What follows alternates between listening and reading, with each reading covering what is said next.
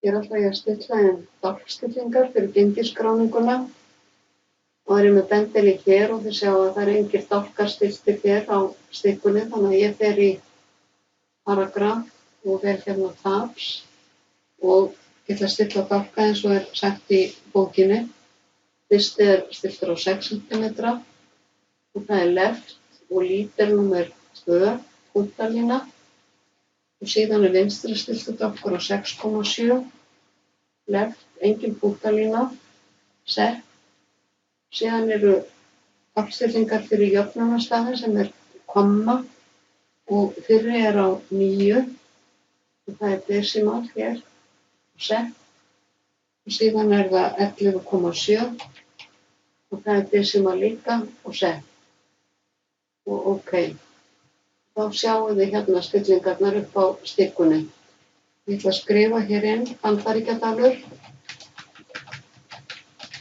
Svo ýti ég einu sinni á dálklykilinn fyrir punktalínuna, hún endar á 6. Síðan ýti ég aftur og skrifa þar skammstöfunina. Svo ýti ég aftur fyrir kaupgengið og aftur fyrir sölugengið. Leið og ég ýti á enter að þá eru stillingarnar inni og þið ljúkið við að skrifa textan eins og hann er í bókinni og ég ætla að setja hann hérna inn og þá sjáum við að punktalínan endar alltaf á sama stað eða líterinn uppfyllir merkið. Þetta er alltaf á sama stað hérna og svo er komman jöfnunarstafur þannig að stenst á hérna.